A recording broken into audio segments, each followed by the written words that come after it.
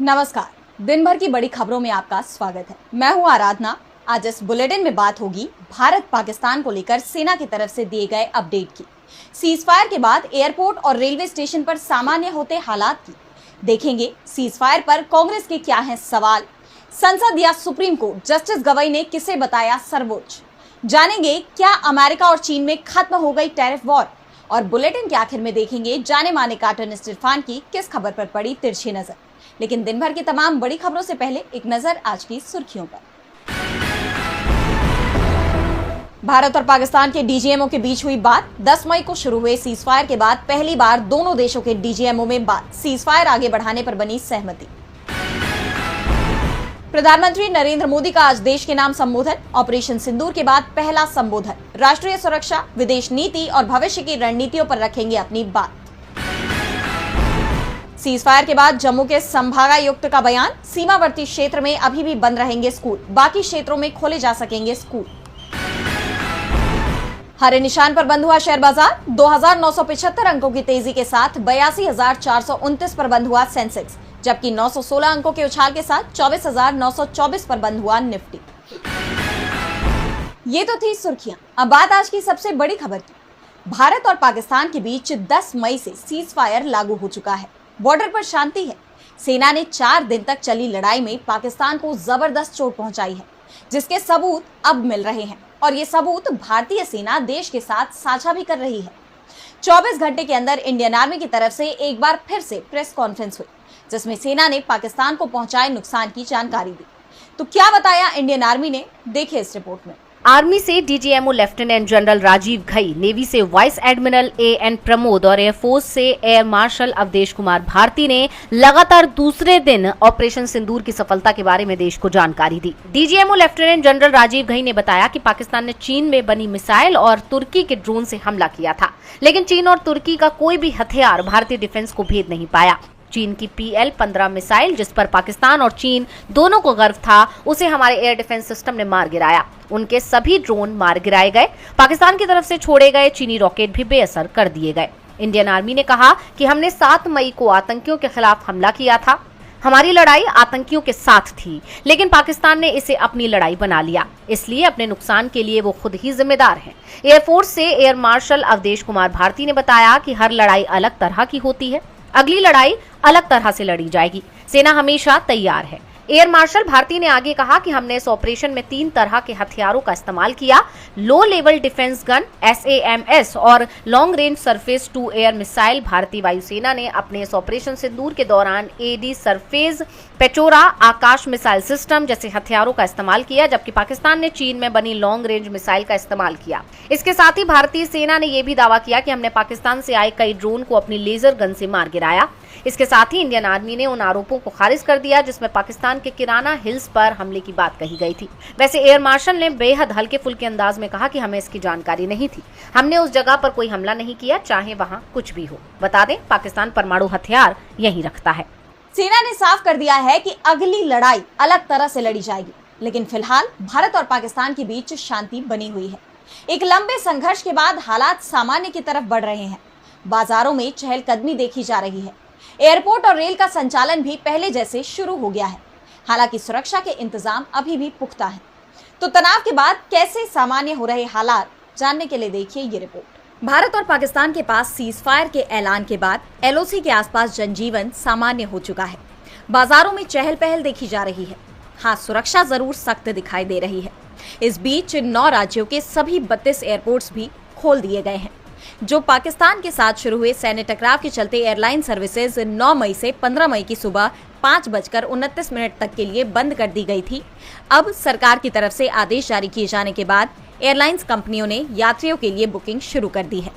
इसे लेकर airports authority of India की तरफ से बताया गया है कि 15 मई तक बंद 32 एयरपोर्ट्स अब तत्काल प्रभाव से एयरक्राफ्ट ऑपरेशंस के लिए उपलब्ध है।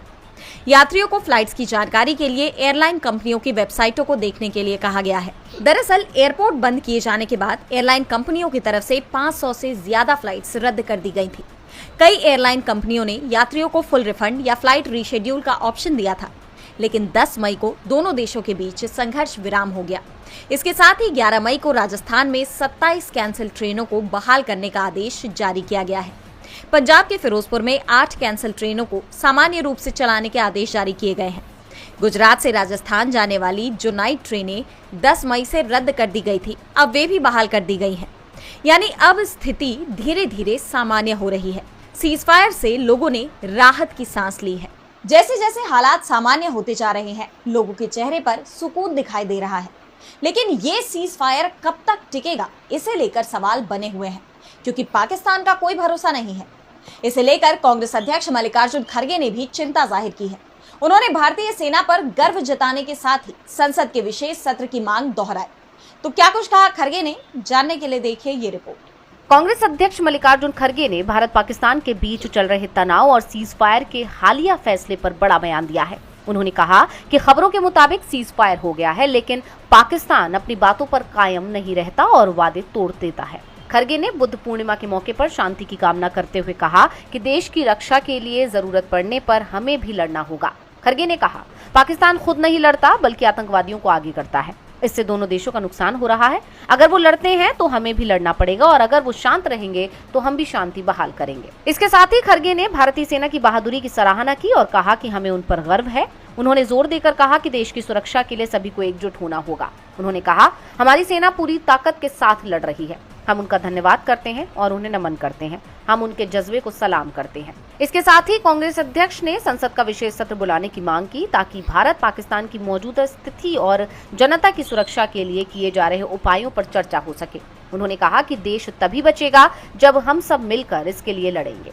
अब खड़गे के इस बयान को मौजूदा तनाव के बीच शांति और एकजुटता के लिए अहम माना जा रहा है। खड़गे ने मोदी सरकार से एक बार फिर जनता की सुरक्षा के मद्देनजर लिए जा रहे फैसलों पर चर्चा की मांग की है। संसद के विशेष सत्र बुलाने की मांग पर मोदी सरकार की चुप्पी पर सवाल उठ रहे हैं। इस बीच एक बार फिर संविधान का मुद्दा गरमाया हुआ है। इस बार मनोनीत सीजेआई जस्टिस BR गवई ने संविधान को लेकर अहम टिप्पणी की है। तो क्या कुछ कहा जस्टिस गवई ने, जानने के लिए देखिए ये रिपोर्ट। देश के अगले सीजेआई जस्टिस BR गवई ने कहा है कि देश में संविधान ही सुप्रीम है और लोकतंत्र के तीनों अंगों यानी कार्यपालिका, न्यायपालिका और विधायिका को इसके दायरे में रहकर काम करना होगा। 14 मई को देश के 52वें सीजेआई के रूप में शपथ लेने वाले जस्टिस गवई का यह बयान ऐसे वक्त में आया है जब उपराष्ट्रपति जगदीप धनखड़ ने हाल ही में संसद की सर्वोच्चता की वकालत की थी। धनखड़ का बयान सुप्रीम कोर्ट के उस फैसले के बाद आया था जिसमें संसद से पारित विधेयकों को मंजूरी देने के लिए राष्ट्रपति को 3 महीने की समय सीमा दी गई थी। धनखड़ ने कहा था कि संसद सर्वोच्च है और उसके ऊपर कोई नहीं हो सकता। सांसद ही असली मालिक हैं, वही तय करते हैं कि संविधान कैसा होगा, उनके ऊपर कोई और सत्ता नहीं हो सकती। वहीं अब जस्टिस गवई ने पत्रकारों के साथ एक अनौपचारिक बातचीत में कहा कि अंततः संविधान ही सर्वोच्च है। लोकतंत्र के तीनों अंगों को संवैधानिक मर्यादाओं के भीतर काम करना चाहिए। 1973 के ऐतिहासिक केशवानंद भारती केस में क्या हुआ था? उस केस में 13 जजों की पीठ ने स्पष्ट किया था कि संविधान की मूल संरचना यानी बेसिक स्ट्रक्चर को कोई भी अंग बदल नहीं सकता। ये फैसला भारतीय संविधान को एक अटल दस्तावेज के रूप में स्थापित करता है जिसके सामने संसद, सरकार और न्यायपालिका सभी जवाबदेह हैं। बताते चले कि इस बयान के साथ ही जस्टिस गवई ने रिटायरमेंट के बाद कोई पद न स्वीकार करने की भी घोषणा की, जो उनकी निष्पक्षता और संवैधानिक मूल्यों के प्रति प्रतिबद्धता को दर्शाता है। यह बयान न केवल संविधान की सर्वोच्चता को रेखांकित करता है बल्कि मौजूदा राजनीतिक बहस में एक सशक्त हस्तक्षेप भी माना जा रहा है। मौजूदा वक्त में जब सुप्रीम कोर्ट के अधिकार क्षेत्र को लेकर बहस छिड़ी हुई है, ऐसे में जस्टिस गवई की ये टिप्पणी काफी अहम मानी जा रही है। तो भारत पाकिस्तान के बीच छिड़े इस संघर्ष में इसरो का योगदान भी काफी अहम रहा। इसरो की सैटेलाइट के जरिए सेना को दुश्मन की खुफिया जानकारी हासिल हुई और अब इसरो चीफ डॉक्टर नारायणन ने पाकिस्तान को सीधी चेतावनी भी दे दी है। देखिए ये रिपोर्ट। भारत और पाकिस्तान के बीच भले ही सीजफायर हो गया है, लेकिन पाकिस्तान भरोसे के लायक नहीं है। इसलिए भारत की तरफ से लगातार पाकिस्तान को चेतावनी दी जा रही है कि अब वो कोई हिमाकत करने के बारे में सोचे भी ना। उसी कड़ी में अब भारतीय अंतरिक्ष अनुसंधान संगठन यानी इसरो की तरफ से भी पाकिस्तान को संदेश पहुंचा दिया गया है। इसरो के अध्यक्ष डॉक्टर वी नारायणन ने कहा कि देश के नागरिकों की सुरक्षा और संरक्षण सुनिश्चित करने के लिए 10 उपग्रह लगातार 24 घंटे निगरानी कर रहे हैं। दरअसल डॉक्टर वी नारायणन एक कार्यक्रम के चलते मणिपुर की राजधानी इम्फाल पहुंचे थे, जहां उन्होंने कहा कि भारत एक सजीव अंतरिक्ष शक्ति बनने जा रहा है और साल 2040 तक देश का पहला अंतरिक्ष स्टेशन स्थापित किया जाएगा। उन्होंने कहा कि आज 34 देशों के 433 उपग्रह भारत से अंतरिक्ष में छोड़े गए हैं और उन्हें उनके कक्ष में स्थापित किया गया है। मुझे ये बताते हुए प्रसन्नता हो रही है कि आज 10 उपग्रह देश के नागरिकों की सुरक्षा सुनिश्चित करने के लिए रणनीतिक उद्देश्य से लगातार 24 घंटे काम कर रहे हैं। डॉक्टर नारायणन ने आगे कहा कि अगर हमें देश की सुरक्षा सुनिश्चित करनी है तो हमें उपग्रहों का इस्तेमाल करना होगा। हमें अपने 7000 किलोमीटर लंबे समुद्री तट की निगरानी करनी है। हमें पूरे उत्तर भारत को लगातार निगरानी में रखना है। ये काम उपग्रह और ड्रोन तकनीक के बिना संभव नहीं है। अब विशेषज्ञों का कहना है कि रीसैट 1B का लॉन्च बहुत महत्वपूर्ण है। इससे हमारी सेना को पाकिस्तान और चीन के साथ लगी सीमाओं पर नजर रखने में मदद मिलेगी। ये घुसपैठियों को पकड़ सकता है और आतंकवाद विरोधी अभियानों में मदद कर सकता है। इससे लगातार खुफिया जानकारी मिलती रहेगी। यानी उन्होंने भारत की उपलब्धि को बताते हुए पड़ोसी मुल्क को चेतावनी भी दे दी। भारत की अंतरिक्ष से भी अब पाकिस्तान पर नजर है। अब बॉर्डर पर भारत के 10 सैटेलाइट की नजर रहेगी। यानी सीमा की सुरक्षा अंतरिक्ष से भी की जा रही है। इसरो ने नए मिशन की जानकारी दी तो भारतीय क्रिकेट में किंग के नाम से पहचान बनाने वाले विराट कोहली ने भी बड़ा धमाका कर दिया। उन्होंने अचानक ही टेस्ट क्रिकेट से रिटायर होने का ऐलान कर दिया है। भारतीय क्रिकेट को एक हफ्ते के भीतर 2 बड़े झटके लगे हैं। पहले रोहित शर्मा और अब विराट कोहली ने टेस्ट क्रिकेट से संन्यास की घोषणा कर दी है। कोहली ने अपने इंस्टाग्राम पर भावुक पोस्ट के जरिए अपने फैसले की जानकारी दी। पिछले कुछ दिनों से यह चर्चा थी कि कोहली ने बीसीसीआई को अपने संन्यास के बारे में बता दिया था। बीसीसीआई ने आगामी इंग्लैंड टेस्ट सीरीज को देखते हुए उनसे इस फैसले पर पुनर्विचार करने को कहा था, लेकिन कोहली ने टेस्ट क्रिकेट को अलविदा कहने का फैसला लिया। पिछले दिनों कप्तान रोहित शर्मा के टेस्ट क्रिकेट से संन्यास के बाद कोहली का यह फैसला भारतीय क्रिकेट के लिए बड़ा नुकसान माना जा रहा है। कोहली ने अपने इंस्टाग्राम पोस्ट में लिखा कि 14 साल पहले मैंने पहली बार बैगी ब्लू जर्सी पहनी थी। टेस्ट क्रिकेट ने मुझे कठिन परीक्षाओं से गुजारा, पहचान दी और जीवन भर के सबक सिखाए। सफेद जर्सी में खेलना मेरे लिए बेहद खास था। इस प्रारूप को छोड़ना आसान नहीं, लेकिन ये सही समय लगता है। मैंने इसमें सब कुछ झोंक दिया और इसने मुझे उम्मीद से ज्यादा दिया। उन्होंने अपनी टेस्ट कैप नंबर 269 के साथ साइनिंग ऑफ लिखकर विदाई ली। टीम इंडिया को अगले महीने इंग्लैंड दौरे पर 5 टेस्ट मैचों की टेस्ट सीरीज खेलनी है। 2 दिग्गजों के संन्यास से भारतीय टेस्ट क्रिकेट के एक युग का अंत हो गया है। उधर फैंस सदमे में हैं, क्योंकि कोहली और रोहित के बिना यह सीरीज टीम के लिए एक बड़ी चुनौती साबित होगी। इंग्लैंड सीरीज से पहले कोहली और रोहित का टेस्ट क्रिकेट से संन्यास भारतीय टीम के लिए बड़ा झटका माना जा रहा है। तो दुनिया को बड़ी राहत मिलने की खबर भी सामने आई है। दुनिया की 2 सबसे बड़ी अर्थव्यवस्थाओं के बीच चल रहा टैरिफ वॉर थम गया है। अमेरिका और चीन एक दूसरे पर टैरिफ घटाने को तैयार हो गए हैं। अमेरिका और चीन के बीच शुरू हुई टैरिफ वॉर ने दुनिया भर की अर्थव्यवस्था में उथल-पुथल मचा दिया और इसका सबसे ज्यादा असर अमेरिका में दिखाई दिया। अर्थशास्त्रियों ने अमेरिका में मंदी तक की चेतावनी दे दी थी। ऐसे में अमेरिकी राष्ट्रपति डोनाल्ड ट्रंप बीते कुछ दिनों से अपने फैसले से यू टर्न लेने के संकेत तो दे ही रहे थे और अब चीन और अमेरिका के बीच एक नया व्यापार समझौता हो गया है।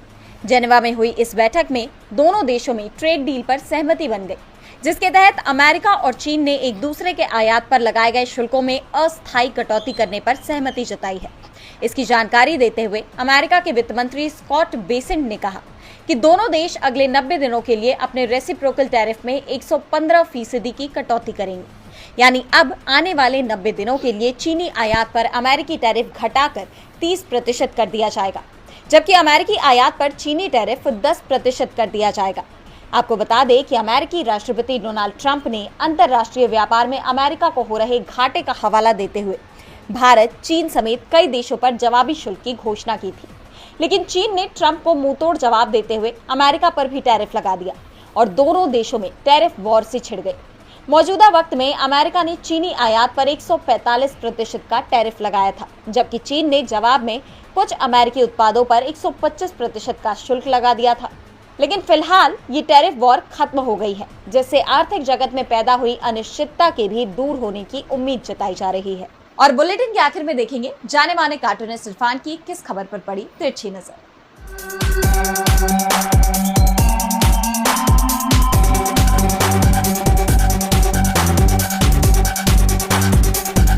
56 इंच की छाती इन दिनों सवालों के घेरे में है। जब से इंडिया और पाकिस्तान के बीच में सीज फायर हुआ और उसकी घोषणा आकर हमारे पीएम ने नहीं, अमेरिकी राष्ट्रपति डोनाल्ड ट्रंप ने हम लोगों को दी, तब से लोगों को ये लगने लगा कि कहीं ऐसा तो नहीं कि देश के फैसले अब अमेरिकी राष्ट्रपति डोनाल्ड ट्रंप लेंगे। इसीलिए लोगों ने ये सोचा कि कहीं ऐसा तो नहीं कि अब नारा बदल गया है कि ट्रम्प है तो सब मुमकिन है।